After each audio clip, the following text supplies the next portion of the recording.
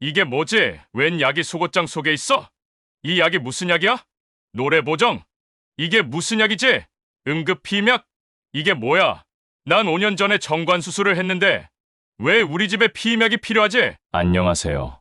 저희 사연 나팔수를 찾아와 주셔서 너무 감사합니다. 오늘은 용인시에 사시는 김도현님의 사연을 전해드립니다. 김도현님의 기가 막힌 사연을 하지만 하늘은 그를 버리지 않고 더욱 행복한 삶으로 돌아가는 사연입니다. 구독과 좋아요는 여러분들의 성의 표시입니다. 부탁드리겠습니다. 그럼 사연을 시작하겠습니다. 경기도 용인시 수지구 언덕 위 오래된 아파트 단지 안 10층 남양집의 거실엔 아침 햇살이 길게 드리워져 있었습니다. 우드톤의 바닥과 얇은 커튼 사이로 부드럽게 들어오는 빛이 집 안을 따뜻하게 감싸고 있었습니다. 그 집에는 결혼 7년 차 맞벌이 부부 김도연 38세 씨와 서지윤 36세 씨가 살고 있었습니다. 도연 씨는 충북 제천에서 자랐습니다. 어릴 적 아버지를 잃고 농사를 지으며 살았던 어머니 밑에서 늘 참고 견디는 법부터 배운 사람이었습니다. 고등학교 졸업 후 서울로 올라와 알바와 계약직을 전전하며 어렵게 대학을 다녔고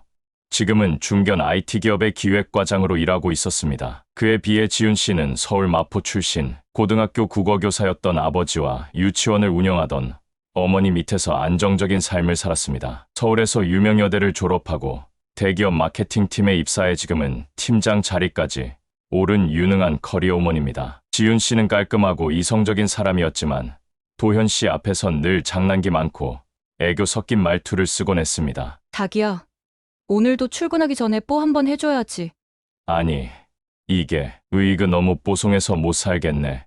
도현 씨는 그런 그녀를 보면 피곤하던 마음도 사르르 녹았습니다. 두 사람은 평범한 듯 따뜻한 일상을 이어가고 있었습니다. 그날도 토요일 아침, 전날 회식이 있다며 늦게 들어온 지윤 씨는 아직 안방에서 조용히 잠들어 있었고 도현 씨는 그녀를 깨우지 않기 위해 거실에서 조용히 커튼을 걷고 세탁기로 향했습니다. 오늘은 내가 다 해야겠다. 세탁기가 멈춰 있는 걸 보고 도현 씨는 익숙한 손길로 빨래를 꺼내 접기 시작했습니다. 속옷, 티셔츠, 수건까지 정리한 뒤 마지막으로 지윤 씨의 속옷을 들고 안방 문을 살그머니 열었습니다. 햇살이 잔잔하게 깔린 침실. 지윤 씨는 얼굴을 이불에 묻은 채 조용히 숨을 쉬고 있었습니다. 그 모습에 미소를 머금은 채 조심조심 발끝을 들고 드레스룸 쪽으로 향했습니다. 서랍장은 반듯하게 정리돼 있었습니다. 속옷 전용 서랍을 10짝칸마다 정리된 브래지어와 팬티가 색깔별로 놓여 있었고 그는 천천히 접은 속옷을 넣으려다 서랍 안 깊숙한 곳에서 어딘가 어울리지 않는 낯선 물체를 발견했습니다. 작은 천 파우치 하나가 속옷 밑에 눌려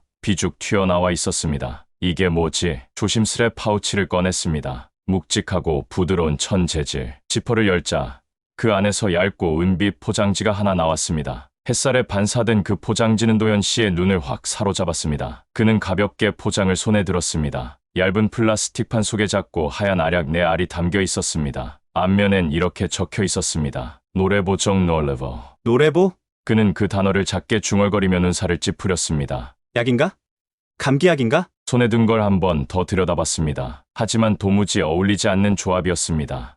근데 감기약이면 왜 여기 있는 거지? 의심이 스쳐 지나갔습니다. 그는 스마트폰을 꺼내 포장지에 적힌 그대로 노래보정을 검색했습니다. 노래보정 응급피임약 사후피임약 성관계 후 72시간 이내 복용피임 실패 시 임신 예방. 순간 가슴이 턱 막히는 듯한 압박이 몰려왔습니다. 사오피임약? 그는 포장지를 다시 내려다봤습니다. 네, 칸 중 하나는 이미 비어 있었고 나머지 3알만 남아 있었습니다. 포장 뒷면에는 불과 며칠 전 날짜가 선명하게 찍혀 있었습니다. 그리고 그 순간 손끝에서부터 온몸으로 차가운 전율이 번졌습니다. 나는 정관 수술을 했는데 그는 조용히 그렇게 중얼거렸습니다. 정확히 5년 전 지윤 씨와 상해 끝에 아이 없이 둘만의 인생을 살기로 결정했고 그는 직접 병원에 가서 정관 수술을 받았던 사람이었습니다. 그래서 임신도 피임도 더 이상 두 사람에겐 무의미한 일이었습니다. 그런데 왜 이런 약이 안에 속옷장 깊숙한 곳에서 나온 걸까? 그는 약을 든 손을 천천히 내리며 멍한 눈으로 허공을 바라보았습니다. 평범했던 아침, 조용히 커튼을 걷고 세탁물을 개던 그날의 따뜻한 리듬이 서서히 조용히 부서지고 있었습니다. 속옷장 깊은 곳에서 노래보정을 발견한 날 이후 도현 씨는 밤마다 잠을 설치기 시작했습니다. 아내가 옆에 누워 평온히 자고 있을 때조차 그의 머릿속은 수백 번도 넘게 그 포장지에 반짝이는 글자를 떠올렸습니다. 노래 보정, 그게 왜 지훈이 서랍에 있던 거지? 지윤 씨는 전과 다름없는 일상을 살고 있었습니다. 출근 준비를 하며 도연 씨의 넥타이를 메워주고 저녁엔 회식이 있다며 밝게 인사하고 나갔습니다. 자기야, 오늘 나 늦어. 회식 2차까지 있어. 술은 안 마실게. 걱정 마. 그녀의 눈빛엔 변함이 없었고 손끝은 여전히 따뜻했으며 아침 식탁 위엔 여느 때처럼 과일이 곱게 깎여 있었습니다. 하지만 그 모든 평온함이 도연 씨에겐 이제 너무 조용해서 더 무서웠습니다. 그는 아내의 행동을 유심히 관찰하기 시작했습니다. 퇴근 후 곧장 오는지, 휴대폰을 손에서 얼마나 놓는지, 화장대 위 향수의 향이 전보다 더 짙어졌는지. 어느 날 저녁 지윤 씨가 샤워 중일 때 도연 씨는 몰래 그녀의 핸드백을 열었습니다. 하지만 그 속엔 평범한 화장품, 지갑, 회사 출입증뿐이었습니다. 아무것도 나오지 않았습니다. 자신이 괴물이 되어가는 것 같은 죄책감이 들었습니다. 그날 밤 침대에 누워 등을 맞댄 최도연 씨는 조용히 눈을 떴습니다. 도대체 내가 왜 이러고 있어야 하지? 다음 날 그는 회사에 몸이 좋지 않다며 반차를 냈고 서울 마포구의 한 골목 익명으로 운영되는 사설 정보조사실을 찾았습니다. 반지하 문을 열자 조용한 사무실 안에서 중년 남성이 그를 맞았습니다. 차분한 말투,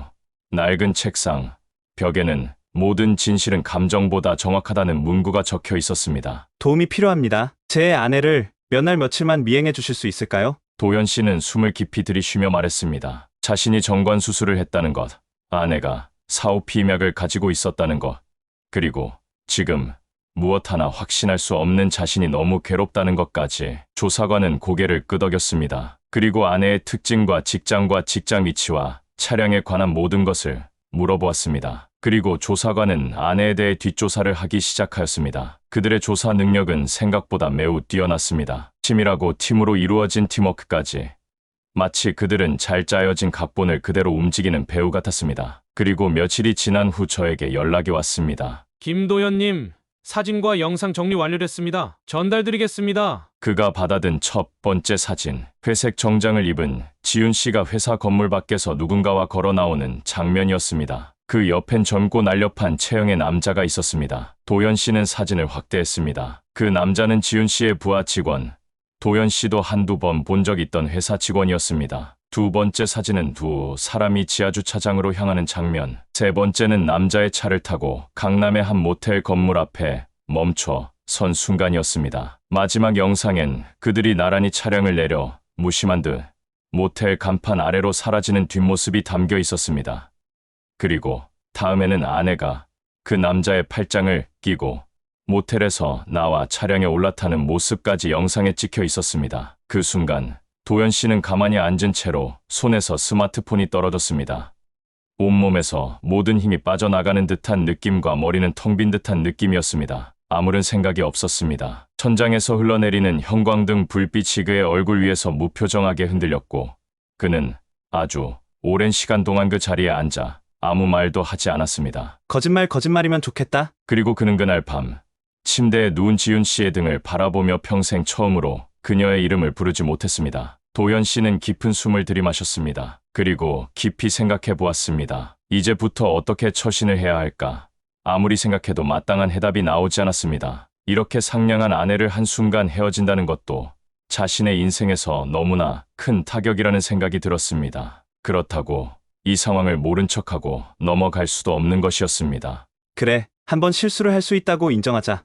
내연남을 만나 그를 혼내고 헤어지게 하는 것으로 끝을 내자는 결론을 내렸습니다. 그리고 아내의 내연남이 사는 곳을 알아보기 시작하였습니다. 그리고 그 역시 흥신소에 의뢰를 하였습니다. 그 다음날 곧 바로 흥신소에서 연락이 왔습니다. 아내의 내연남은 성수동 오피스텔에 살고 있는 것으로 알려주었습니다. 그리고 도연 씨는 마음을 가다듬고 아내의 내연남이 살고 있는 곳으로 향했습니다. 떨리는 손으로 주소지를 다시 확인하고 아내의 부하 직원이자 내연남인 이재훈이 살고 있는 서울 성수동 오피스텔을 찾아 나섰습니다. 그의 주먹엔 사진이 구겨져 있었고 심장은 마치 폭발 직전처럼 두근거리고 있었습니다. 문 앞에 도착한 도연 씨는 벨을 눌렀습니다.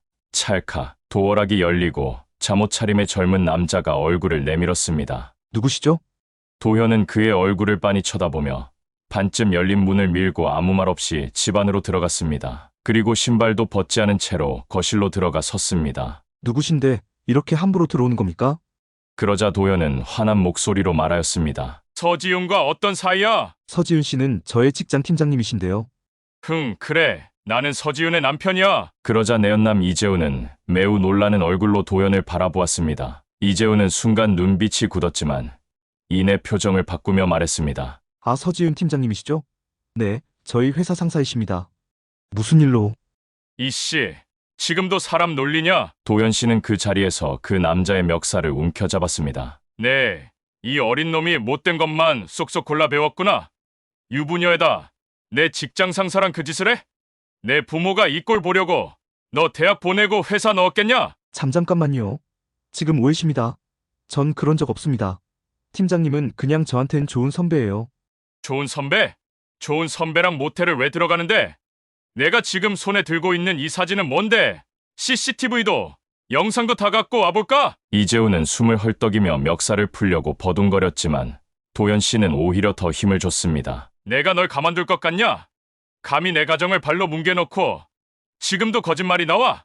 그 입을 어떻게 해버릴까? 도연 씨는 말없이 사진 한 장을 남자의 코앞에 들이댔습니다. 그 사진엔 지하주차장에서 함께 나오는 지윤과 이재훈의 모습이 선명히 담겨 있었습니다. 잠시 뒤 도연 씨는 그를 세게 밀쳐냈습니다. 이재훈은 벽에 부딪힌 채 손으로 입을 가리고 고개를 숙였습니다. 침묵. 그리고 그 틈을 깨듯 도연 씨가 다시 말했습니다. 이래도 거짓말을 할 거야? 이 어린 놈우, 내가 가만히 있을 것 같아. 내가 할 수 있는 모든 법적 조치를 다 할 거야. 이재훈은 고개를 들지 못한 채 떨리는 목소리로 말했습니다. 왜 저한테만 이러세요? 뭐라고? 우리 부서 남자 직원들은 팀장님과 안 한 사람 없어요. 형님도 직장 생활하시면 아시잖아요. 상사가 원하는데 입사한 지 얼마 되지도 않은 제가 어떻게 거부할 수 있겠어요. 저도 어쩔 수 없었어요. 팀장님이 먼저 요구했어요. 저도 처음엔 거절했어요. 근데 상사잖아요. 계속 거절할 수가 없었어요. 저도 어렵게 마련한 직장인데. 이재훈의 그 말 한마디에 도연 씨는 쇠망치로 뒤통수를 얻어맞은 것 같은 느낌이 들었습니다. 이내 정신을 차리고 휴대폰을 꺼내 녹음을 시키기 시작했습니다. 다시 한번 말해봐. 지금 뭐라고 짓거린 거야? 사실대로 말할게요. 우리 팀에 있던 남자 직원들 중에 안 끌려간 사람 아무도 없습니다. 뭐라고? 다들 말 안 했을 뿐이에요. 직장 유지하려고 다들 그냥 끌려다닌 거예요. 전 저만 그런 줄 알았어요. 그 순간 도연 씨는 방금 한 말 진짜냐? 네, 진짜입니다. 제 말이 거짓말이라면 죽으라면 죽겠습니다. 사실이라는 것을 맹세하겠습니다. 도연 씨는 한동안 말이 없었습니다. 그의 눈은 흔들리지도 않았고 표정은 더 이상 분노가 아니었습니다. 그건 그냥 정신이 나간 멍한 눈이었습니다. 그리고 조용히 뒷걸음치듯 돌아섰습니다. 문이 닫히는 찰나 이재훈은 마치 짐승처럼 작은 숨을 몰아쉬고 있었습니다. 그날 밤 지윤 씨는 늦게 퇴근에 들어왔습니다. 들어오자마자 익숙한 미소를 지으며 말했습니다. 자기야, 나왔어. 오늘 진짜 힘들었어. 얼른 씻고 같이 뭐 시켜 먹을까? 하지만 거실에 앉아있는 도연 씨의 얼굴은 단 한 점의 표정도 없었습니다. 식탁 위엔 한 잔의 물과 검은색 녹음기 하나가 놓여 있었습니다. 지윤 씨는 이상한 기류를 느끼며 조심스럽게 말했습니다. 왜 그래? 무슨 일 있어? 도연 씨는 천천히 입을 열었습니다. 그 목소리는 너무나도 차가웠습니다. 지윤아, 너 내 뒤통수 제대로 쳤더라. 지윤 씨는 멈칫했습니다. 무슨 소리야? 재훈이 내 부하 직원 그놈이랑 같이 모텔 들어가는 장면 사진으로도 봤고 영상으로도 봤다. 지윤 씨는 눈을 크게 뜨며 손사래를 쳤습니다. 잠깐만, 자기가 지금 뭔가 큰 오해를 하고 있는 것 같아. 재훈이는 그냥 내 팀원이고 그날은 업무상 미팅 때문에 같이 있었던 거야. 자기가 지금 뭘 잘못 본 거야. 도연 씨는 입꼬리를 비틀며 조용히 웃었습니다. 그래, 나도 처음엔 착각일 수도 있겠다 생각했지. 근데 말이야, 그 착각이 너무 선명해서 도저히 눈을 감을 수가 없더라. 지윤 씨는 두 발자국 다가오며 손을 내주었습니다. 그 애가 날 짝사랑해서 과장한 거야. 자기가 그 말에 휘둘리면 안 되지. 그 순간 도연 씨는 주먹으로 식탁을 쾅 내리쳤습니다. 지금도 끝까지 사람 기만해? 내가 그놈이랑 모텔 들어간 거 내가 사진으로 봤다고. 그놈 입에서 직접 들었어. 내가 먼저 다가왔고 거절할 수 없었다고. 지윤 씨는 입을 다물었습니다. 그러자 도연 씨는 서랍에서 봉투 하나를 꺼내 식탁 위에 던졌습니다. 사진들, 지하주차장, 차 안, 모텔 입구, 그리고 이재훈의 얼굴이 담긴 정면 클로즈업. 지윤 씨의 얼굴이 새하얘졌습니다. 이거 조작일 수도 있잖아. 요즘 기술 얼마나 무서운데 영상도 만들 수 있고. 그 순간 도현 씨는 천천히 녹음기의 재생 버튼을 눌렀습니다. 그 팀 저만 그런 거 아닙니다. 서지훈 팀장님이 먼저 다가왔어요. 다들 말 안 하고 끌려다녔을 뿐이에요. 저 하나만 탓하시면 안 돼요. 죽기 전에 맹세하라면 맹세하겠습니다. 지윤 씨의 무릎이 풀려 의자에 털썩 주저앉았습니다. 입술은 벌어졌지만 말은 나오지 않았습니다. 도현 씨는 그녀를 내려다보며 마지막으로 말했습니다. 이혼하자. 오늘부로 넌 내 인생에서 끝이야. 지윤 씨는 다급하게 말했습니다. 잠깐만 자기야. 우리 지금 이혼하면 나 회사에서 끝장이야. 소문 나기라도 하면.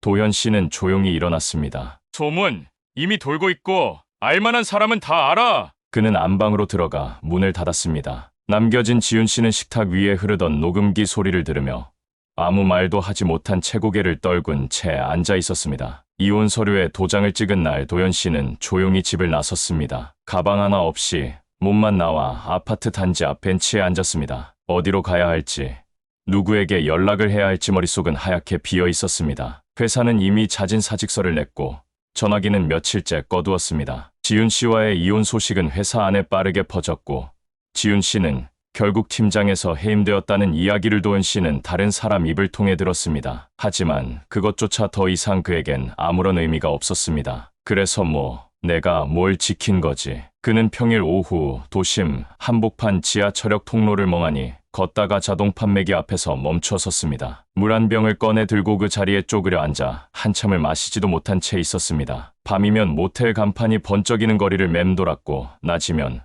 공원 벤치에 누워 햇살을 피했습니다. 밤마다 머릿속엔 지윤 씨가 환하게 웃으며 자기야 오늘도 최고야. 라고 말하던 그 장면이 떠올랐습니다. 어떻게 그 눈빛이 다 거짓이었지. 그는 자신을 탓하기 시작했습니다. 자신이 무능해서, 자신이 부족해서, 자신이 너무 믿어서 이런 일이 생긴 거라고. 가장 고통스러웠던 건 배신이 아니라 그 배신을 알아차리지 못한 자신에 대한 혐오였습니다. 그렇게 일주일이 지나 그는 조용한 산 아래 작은 민박집으로 들어갔습니다. 지인이 소개해준 곳이었고 도시의 소음도 인간관계도 없는 그곳에서 하루 종일 말 한마디 하지 않고 살았습니다. 민박집 주인은 말이 없는 도현 씨를 눈치껏 배려했고 도현 씨는 매일 아침 산길을 혼자 걷고 저녁이면 나무로 된 작은 방 안에서 혼자 밥을 먹었습니다. 아무것도 묻지 않고 아무것도 바라지 않고 그는 이제 이름도 직장도 가정도 없는 그냥 사라진 사람이 되어가고 있었습니다. 하지만 그 속에서 아주 작게 미세하게 무너진 심장 아래 다시 뭔가 피어오르려는 기운이 작은 숨결처럼 일렁이고 있었습니다. 강원도 평창 산 아래 작은 민박집. 도현 씨는 그곳에서 말없이 살고 있었습니다. 아침이면 나무잎이 젖은 산길을 걸었고 저녁이면 나무로 만든 작은 방에서 혼자 밥을 먹었습니다. 말을 붙이는 사람도 그를 찾는 연락도 없었습니다. 그저 사라진 사람처럼 살아가는 날들. 그렇게 지내던 어느 토요일 오후 민박집에 새로운 투숙객이 찾아왔습니다. 여자였습니다. 검정 프레임 안경에 단정한 재킷을 걸친 사람. 캐리어 대신 낡은 천가방 하나를 들고 혼자 조용히 들어왔습니다. 민박집 아주머니는 그녀를 보며 웃으며 말했습니다. 이 동네에 자주 오시는 분이에요. 주말만 되면 책 들고 올라오거든요. 그녀의 이름은 최서연 33세. 서울에서 프리랜서로 글을 쓰며 혼자만의 시간을 가지기 위해 이곳을 찾는다는 사람이었습니다. 그날 밤 도현 씨는 마당 평상에서 조용히 앉아있다 책을 읽고 있는 서연 씨를 처음 마주했습니다. 짧은 침묵 후 서연 씨가 먼저 말을 걸었습니다. 여기 참 조용하죠. 도현 씨는 살짝 고개만 끄덕였습니다. 저는 소리가 너무 많은 곳에서 살아서 이 조용함이 좀 필요했거든요.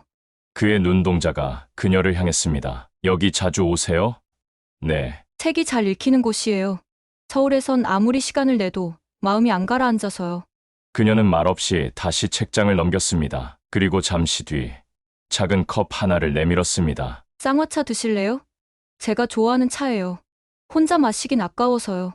그 순간 도현 씨는 아주 천천히 손을 내밀었습니다. 찻잔이 손끝에 닿는 그 작은 감촉, 차가운 손에 전해지는 따뜻한 온기. 그는 그게 이혼 이후 처음으로 누군가와 나눈 온기 있는 접촉이라는 걸 뒤늦게 알아차렸습니다. 서연 씨는 그날 이후 말을 걸지도 묻지도 않았지만 자연스럽게 도현 씨의 주변에 머물렀습니다. 두 사람은 매일 마당 평상에서 마주 앉아 말없이 책을 읽거나 차를 마시거나 조용히 산을 바라보았습니다. 말은 적었지만 그 시간은 따뜻했습니다. 도연 씨는 그걸 느꼈습니다. 나는 지금 누군가와 함께 있다는 걸. 이 사람을 통해 다시 느끼고 있다. 그 후 6개월 도연 씨는 여전히 그 민박집 근처에 머물고 있었습니다. 하지만 예전과는 달리 매일 산책을 하며 마을 사람들과도 인사를 나누고 근처 빈 창고를 보며 골똘히 생각에 잠기곤 했습니다. 서연 씨는 어느 날 이렇게 말했습니다. 혹시 반려동물용 수제 간식 만들어 볼 생각 있으세요? 예? 제가 서울에서 작은 온라인몰을 운영하고 있어요. 처음에 심심해서 취미도 있고 해서 한번 시작해 보았는데, 근데 수요는 점점 늘어나는데 혼자 감당하기엔 생산이 너무 어려워요. 그리고 일을 너무 많이 하는 건 제가 원하는 것도 아니고 해서 지금 어떻게 해야 하나 고민하고 있어요. 그걸 여기서 하자고요? 서연 씨는 웃으며 고개를 끄덕였습니다. 여기 공간 넓고 공기 좋고 믿을 수 있는 원재료도 쉽게 구할 수 있어요. 도연 씨는 기획 잘하시잖아요. 저랑 다시 시작해 볼래요?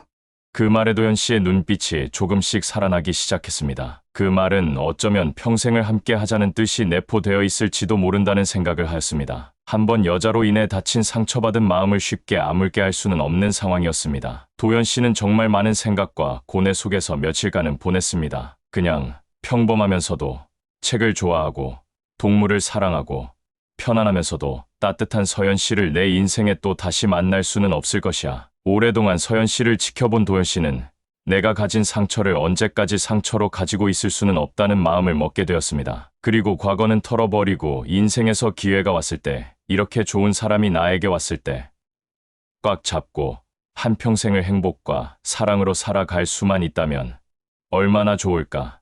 그것은 나와는 상관없는 일이라고 생각하였지만 이제는 자신에게 그 행복의 기회가 찾아왔을 수도 있다는 생각을 하였습니다. 그리고 서연 씨에게 자신의 마음을 가볍게 전했습니다. 나는 이미 한번 결혼을 했던 사람입니다. 그리고 상처가 있는 사람입니다. 나 같은 사람을 왜 곁에 두시려고 하시는지 저는 잘 모르겠습니다. 제가 괜히 가까이에 갔다가 또 내가 상처받을 일이 생기게 된다면 그때는 정말 나는 다시는 일어서지도 못할지도 모릅니다. 세상에 상처 없는 사람이 어디 있나요? 크고 작은 상처는 누구에게나 있어요. 저도 마찬가지고요. 하지만 상처가 있다고 과거만 바라본다면 그 상처는 결국 낫지 않고 좀 더 크질 뿐이지 않겠어요? 항상 미래에 있는 행복을 만나기 위해 노력한다면 상처도 쉽게 나을 겁니다. 사실 도연 씨를 처음 봤을 때 내 마음이 흔들렸어요. 이제 와서 하는 말이지만 그래서 이곳을 더 자주 찾아왔어요. 도연 씨가 저를 받아주신다면 저는... 서연 씨는 말을 끝까지 잊지 못하였습니다. 도연은 서연 씨를 가만히 안았습니다. 그리고 며칠 후 두 사람은 창고를 빌려 작은 수제 간식 공방을 열었습니다. 처음엔 단 3가지 메뉴로 시작했지만 SNS 마케팅과 체험단 리뷰가 퍼지며 2달 만에 월 매출 1억 원을 돌파했고 브랜드 이름 소소하지만 진심입니다. 는 소형견 전문 프리미엄 간식 브랜드로 전국에서 주목받기 시작했습니다. 도연 씨는 과거 IT 기획자로 쌓은 실력을 브랜드 운영과 온라인몰 자동화에 쏟아부었고 서연 씨는 제품 개발과 고객 커뮤니케이션을 맡았습니다. 두 사람은 일을 하면서 사랑을 하면서 함께 사는 법을 조금씩 다시 배워갔습니다. 2년 후 두 사람은 함께 운영 중이던 본사 옆에 유기견 보호소를 열었습니다. 매출 일부를 후원하고 마을 일자리도 창출하며 지역사회에도 기여하는 브랜드가 되었습니다. 어느 날 도연 씨는 조용히 말했습니다. 그때 진짜 죽고 싶었어요. 서연 씨는 조용히 그의 손을 잡고 말했습니다. 하지만 당신은 죽지 않고 나에게 와줬어요. 도연 씨는 이제 말합니다. 진짜 사랑은 열정이나 조건 위에 피어나는 게 아니야. 신뢰 위에 아주 천천히 피어나는 거더라고. 나는 그걸 한번 무너진 뒤에야 깨달았어요. 누구나 무너질 수 있습니다. 하지만 무너졌다고 끝이 아니라는 걸 김도연 씨는 증명했습니다. 진짜 사랑은 상처를 안고도 다시 신뢰를 선택할 수 있는 용기에서 시작됩니다. 다음 편 예고편을 전해드릴게요. 아래층 아주머니가 찾아와 낮에 제발 꿍꿍꿍 소리 좀 내지 말아 달라고 애원을 하는데 평일 낮에 아이는 학교에 가고 나는 회사 가고 아내 혼자 집에 있는데 왜 꿍꿍거리는 소리가 난단 말이지? 도대체 이게 무슨 일인지 여러분은 아시나요? 남편의 하늘이 무너지는 사연을 다음 편에 공개됩니다. 다음 편을 놓치지 않으시려면 꼭 구독해주세요. 그러면 자동으로 더욱더 재미있고 흥미진진한 사연을 자동으로 받아보실 수 있습니다. 감사합니다.